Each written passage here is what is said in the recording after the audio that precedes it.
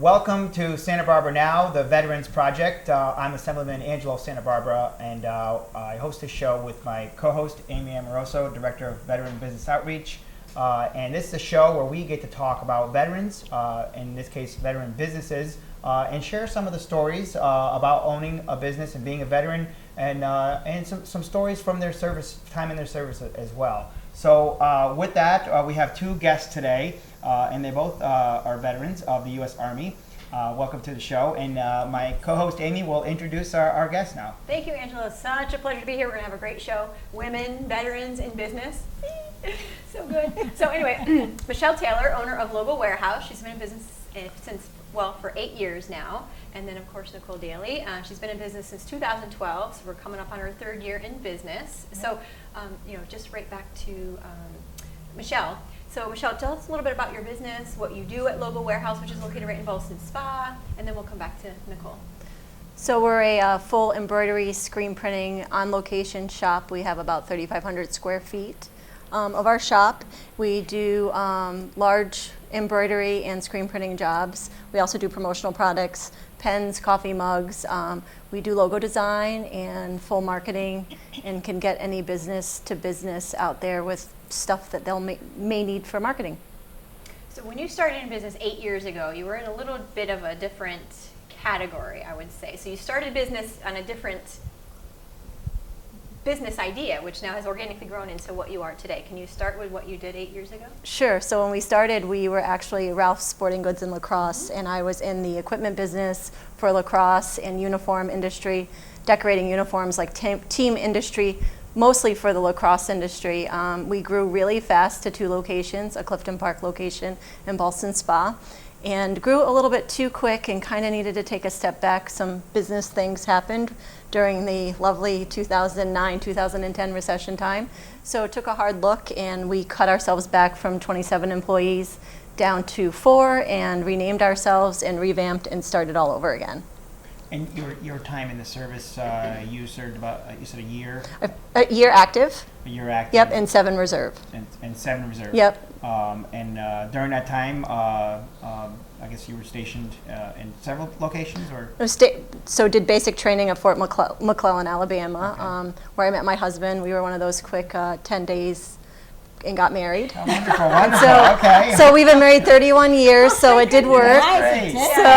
So we've been married 31 years, and so we went to Seneca Army Depot, and we were there about almost 2 years, but I got pregnant on my first year there, so I came out of active duty status onto reserve status, and then I followed Rob to Germany. And so we went to Germany together, and we were in Germany for 3 years, and he worked U.S. Customs, and then we came home, and now he works for the Department of Energy for the Nuclear Navy. Mm-hmm. Wonderful, and it's a wonderful business, and we get to be very creative and have a lot of ideas get put sort of on products. It's great to see that you've come back now and you have this business locally. It's Christmas every day, we say. Yeah. So boxes of stuff come in every day, and stuff is always going out that's brand new and not always the same. So it's really cool to see putting people's logos and information on their products, and they get really excited about those things. And I think Amy can speak. There's more and more we're hearing, even on this show, we're hearing more about businesses that are owned by veterans, veterans are operating, and I know the state has been pushing to promote and sort of support these businesses, and it's great, and I know, Amy, with your work, this is what you do as well. You support these businesses. I do, and I love it. So, and just another piece on Michelle here. So, was it 6 months ago now? So I got a call from my bosses in Washington, and we do something called Boots to Business. And Boots to Business is a transition entrepreneurship program for military that's transitioning out of the military into civilian life.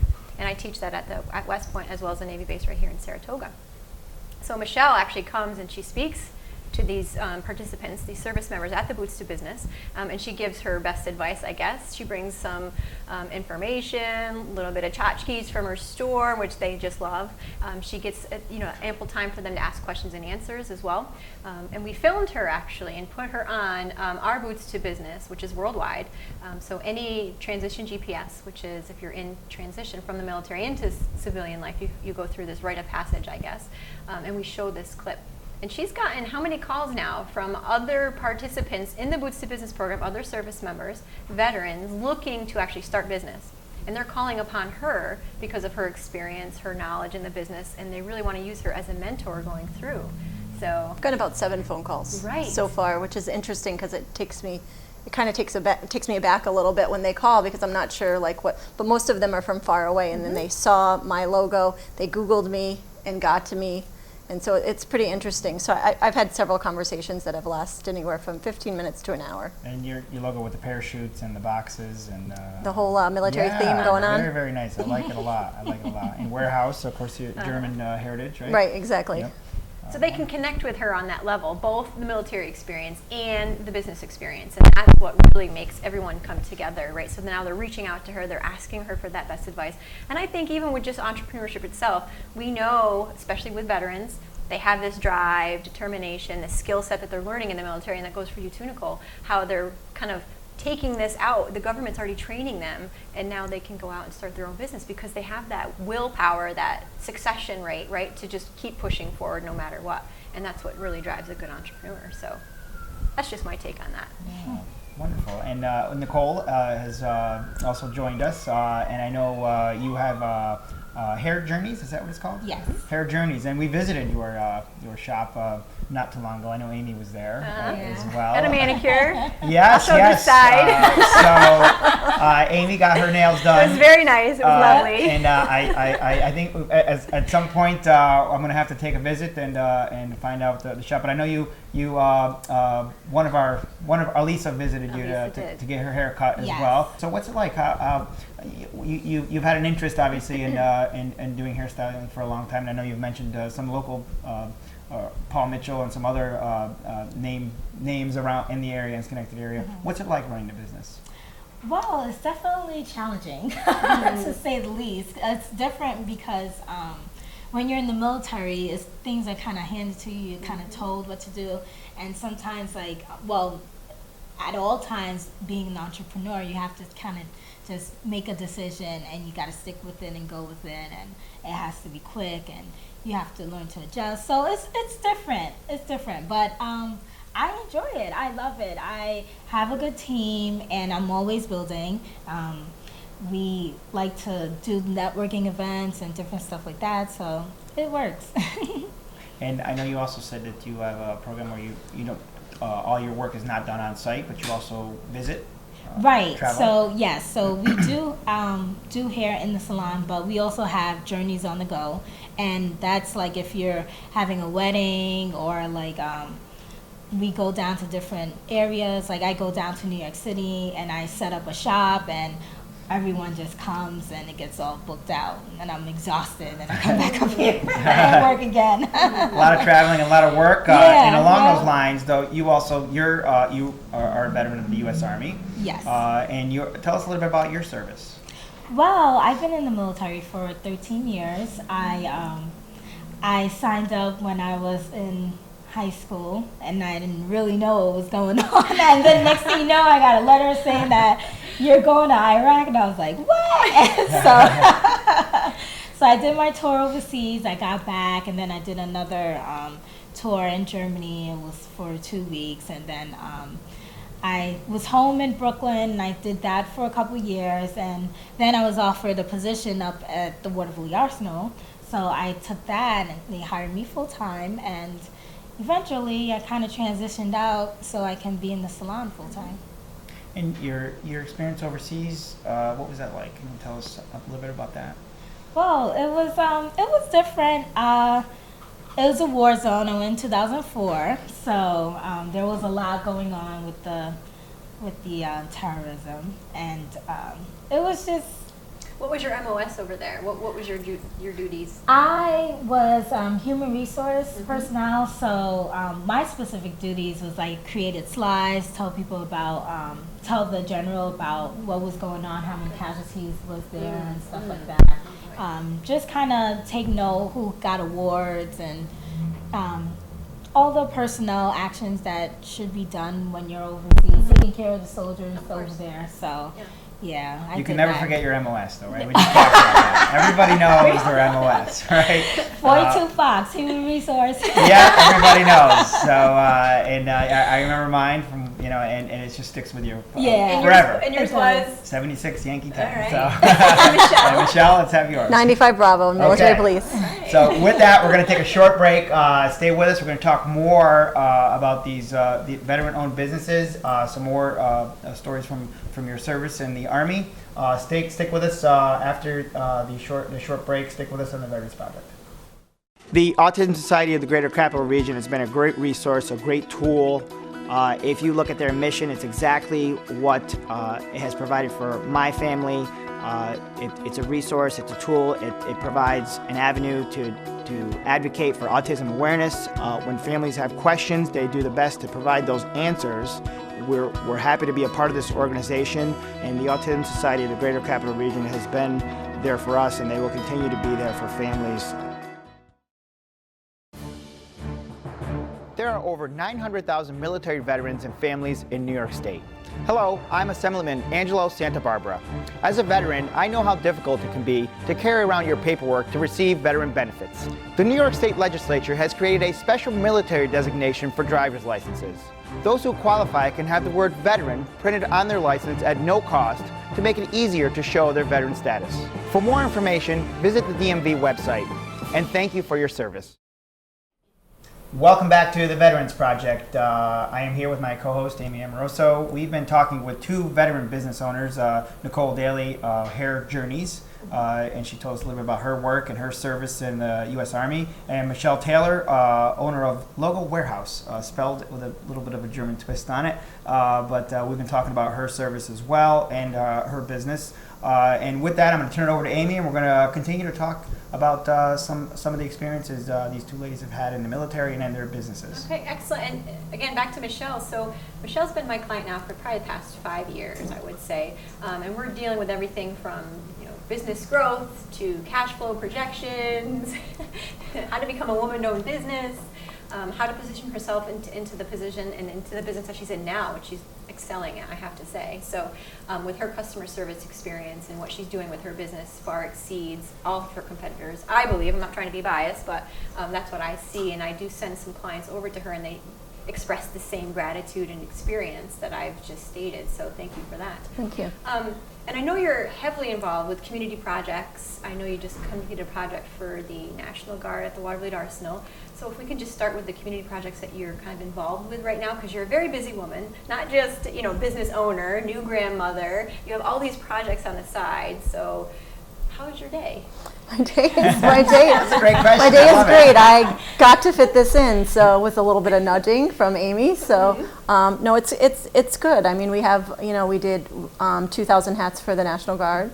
Work with the New York State Veterans Affairs, Todd Rosenfield at their office. And they're awesome over there. They really are awesome.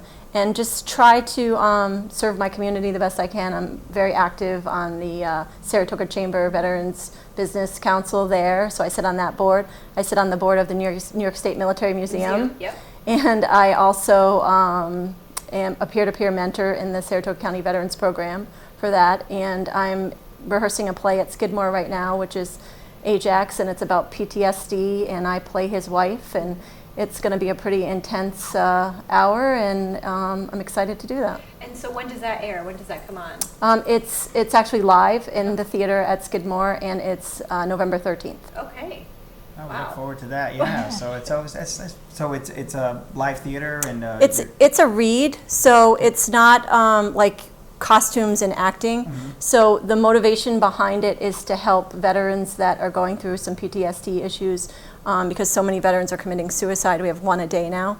And so many aren't even, you can't even touch them because you're not even aware that they're there and that they're doing those things. Mm-hmm. So it's bringing in veterans that are maybe having some issues to get some stuff to come out for them and just make the public more aware of what's going on with military veterans. And I think that's great, that awareness piece, especially with PTSD, Yeah. and letting them know what's out there. And you could be suffering and sitting right here and nobody would know. Correct. So that's nice to bring that to the forefront and give some advice and helpful hints to those individuals that might be suffering.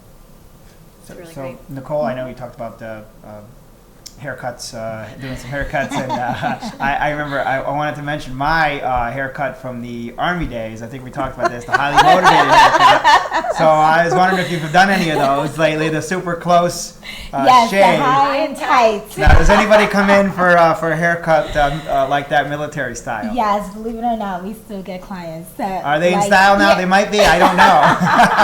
A lot of They're police not in officers, style, I think, or but- EMTs or yeah. first responders. I'm Yes. quite sure Yeah. still get that. But people still like them, so we just try to give clients what they like. Yeah. So I know besides hair, you do you have nails. What are some of the other services you have? Yep, we do hair, nails, and we do makeup. So we're like a whole package. Usually people, like when they're coming or they're going to like a big event, if they're going to a wedding or anniversary party or anything like that, they usually come and get everything done at once. And people love the convenience of that. You don't have to like run to the nail salon or go to the mall to get your makeup done. We have everything there. And I know Amy got her I nails did get my done. We nails got done. I some kept video. showing a few And, times with my beautiful manicure so- by Kenya at Hair Journeys, And I- 1770 Central Avenue, Albany. So yeah, and it was lovely. I wish I could have gotten my hair done. The blowout yesterday probably would have been better than my frazzled today. But Yes. I know Elise came and she got her hair done. I didn't see the after, but I'm sure they're going to show it. Yeah, Yep, we'll she see loved that. it. Yeah, she has a lot of hair. And she Yes, has she very does. very thick hair. So I'm like, wow, it was interesting, and it Yeah. poured out. It Yeah. was pouring outside, so we really did have a great time. Yeah, and you are a master stylist, right? So you Yes, I you were down in New York City, and you got your degrees down there, learned experience, came Yes. up here. You did a little bit at Paul Mitchell right across the street. Yes, I just got my certification at Paul Mitchell, and learned about their product line and stuff like that. But I've worked in New York City. I worked in a salon for 10 years.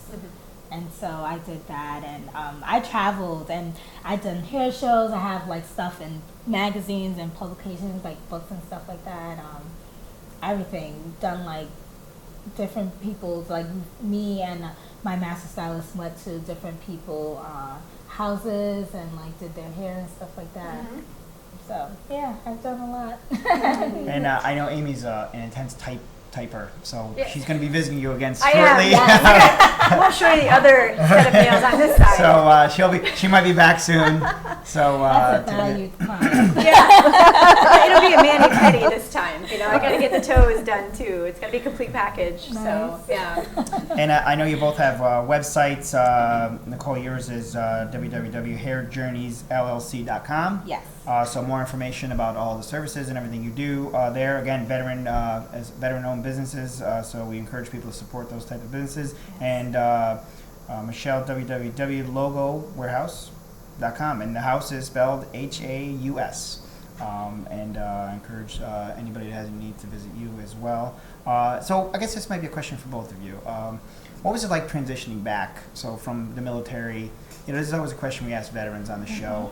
And people have different answers to this. Transitioning from a military life, whether it be overseas, coming back, and now having a job, owning a business. How long did it take? What were some of the things you had to get used to again? And maybe we'll start with you, Michelle. So I feel like mine was a little bit simpler because I went on reserve status, but then I still floated with my husband, so I never really felt like I was gone because I traveled with him and still had contact with like all his buddies, and we were one of the youngest married couples with a new baby. So all of when we were in Germany, all of our big meals, Christmas and Thanksgiving, were always at our house. I did all the cooking. So I was always surrounded by military people during those times. So I never really felt like I got away from it. And then when we got out and we transitioned home, Rob, we were only home about 3 years when he got the job at the nuclear Navy site. So back to the military again. So I don't ever feel like I've really ever stepped away from it. It's always been a part of my life. And that's an answer that we actually haven't heard on the show yet. But it's an interesting perspective on your experience on how that And she also hires veterans in her store. Yes. So, so it's a continual, she's a veteran in business. Her husband's still in the military lifestyle, and she hires veterans to help her with her business. So. And that's great to hear. That's great to hear. And these veteran-owned businesses are getting more and more attention now because it's just more emphasis on it. And I think it's long overdue, actually. It's very long overdue. And Amy, your work speaks to that. You're very busy as well with helping these businesses get going. I love it. Every second of every day, there's nothing I would rather do. So this is, it's a good fit. So Nicole, tell us about your transition back. Well, I kind of like to agree with Michelle. My transition wasn't really difficult because you create like a family when you're in the military, and those people, they just stay by you. Like, you never leave those people that you meet. And so, like, I may not be doing that job every day, but I see the same people all the time. Like, and your transition was so, it's relatively soon, like you just did it, what, a month, 2 months ago? yes, it was a month ago for me. Right. And my last client was someone that I worked with in the military. So it really isn't like whenever we miss each other, we just kind of like call each other or try to arrange things. So it's not really so much negative, like. And it's and what you said is right. You do sort of a bond, and I remember my basic training, and I was out of high school, and I was shipped off to Missouri, and you're put in a group with a group of people you've never met before, and by the end, like you said, it's like family. The only thing I miss and I wish it was around is it's been hard to keep in touch with without social media and websites and the internet being what it is today. It was kind of hard to keep in touch. So do you still keep in touch with people from your basic training and your service? Is it easier now? I mean, do you keep in touch with quite a few of them? Yes, it's a lot easier now that we have like all the social media stuff. The people that I met when I did my basic, I don't really get to keep in touch with so much. Yep. I didn't create that bond with them so much as like my co-workers and people that I went overseas with, because at that time, at that time we had, the social media and stuff like that. So it's easy to just send a message, hey, what's going on? Plan to meet, like come do to my business and get a haircut. Right, Come to my exactly. business and order your t-shirt and your hat, so come on down. Exactly. Yep. And I'm always stuck doing someone's hair whenever I like get together with them. It's like a trap. It's called networking. Yeah. That's right. So it's always fun. And Michelle, how about you? Do you still keep in touch with? Well, I'm a lot older. So I was in 1984. Okay. So I was right out of high school. So there was a long span there where, like the 90s, there was really from the whole 80s to 84 to 92, there wasn't social media and all those things. I mean, I don't remember being on AOL till I think 93 maybe. So that was hard, but I have reached out to like some people that I knew in the Army, because you can find them on Facebook and other social media, which is kind of cool. And out of the 4 couples that got married in basic training, Rob and I are the only ones that are still alive. So After 10 days of meeting after 10 days of lust at first sight, we're the only ones left. So it's I think it's great connecting with those. I've connected with a few of them, and some of them have stayed in New York because they were at Seneca Army Depot, so they stayed here. So which is interesting because some of them are for other states, but now they've stayed here and they work here. And I'm not from New York, but because my husband is, I am now. Okay, well that's good. We're glad to have you here, and we're glad to have you here on the show to share your story. And so one thing I always ask is, so the food. I remember the food at basic training. I didn't get the C rations. I got the next generation of what do they call the brown? Oh, MREs. MREs. Yeah. So Yeah. did they improve that at all? Meal ready Is that to still eat. around? Yeah. Or is Oh, that? yes, they're It's still okay. there. Okay. They're still there. The MREs I heard got a little bit better. I was the first set of MREs. Really? They How was were- it? oh Back my then, I gosh. couldn't even imagine. They were Now they're a little yeah. bit better, but You always knew me in basic training because my cargo pockets were full with apples and oranges from breakfast. Because I wouldn't eat the MREs, so you always knew Michelle because it looked like I had really big hips. squirreling it away. Because I was storing it away. You would get in line.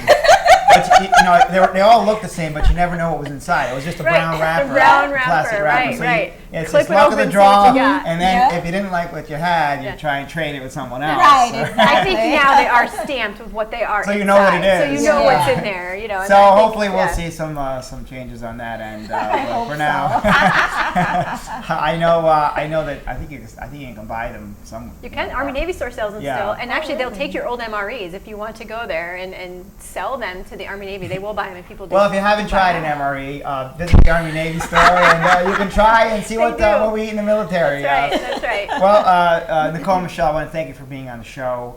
It's been wonderful to have you. Thank you. To share your Having us. story and talk about your wonderful business and how each of you have transitioned. And now you're off and you're doing something that you enjoy doing, and you're veteran-owned businesses. That's great. And Amy, thank you for helping me with the show and co-hosting as always. Join us again here on the Veterans Project. Join Amy and myself where we talk to other veteran-owned businesses, other veterans, and help them share their stories with all of you. Today, actually, we have a special treat. We're going to end the show with Brant Tingley, who is a local Rotterdam resident. He has joined the Marine Corps, and before he shipped off, we were able to catch him and talk to him about what joining the service meant to him. And being from my hometown of Rotterdam was a special treat to have this interview. So we're going to end with his interview. Join us again here on the Veterans Project, where we'll talk more to local veterans in your area.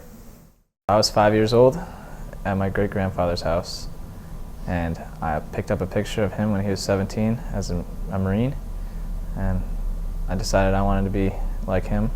And when I was 17 years old, I went over to the recruiting station and I signed up. Recruit training is, for the first month, it's difficult, but after you get through that, you go to the rifle range and you do stuff that's more combat oriented and less about getting screamed at. The first month is probably the most difficult. After you get through the first 30 days, you get into the second phase and you're not getting screamed at as much, and it's more what recruit training is supposed to be. My great-grandfather, I called him up about 3 days after I got out of boot camp, and it felt good knowing that I was part of the brotherhood that he was part of, the world's greatest brotherhood in the United States Marine Corps, and being part of something that's that big, that that important, and being part of the brotherhood that he's part of it's hard to explain how good it felt. Next, I leave for MCT, Marine Combat Training, in Camp Lejeune, North Carolina, and I'm there for 29 days. I do 29 days of combat-oriented training, and then I go from there to Pensacola, Florida, for my MOS school. 18 months. I'm going to learn how to work on fixed-wing aircrafts. This is definitely the right decision. It's something I always wanted to do, something I told my mother I wanted to be a Marine at age 5, and I have zero regrets, no regrets at all.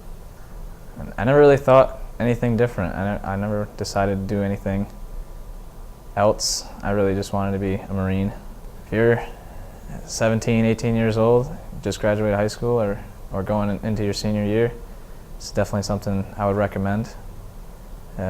Call up your recruiter, local recruiter, and something I don't regret. I don't think anybody else would regret either.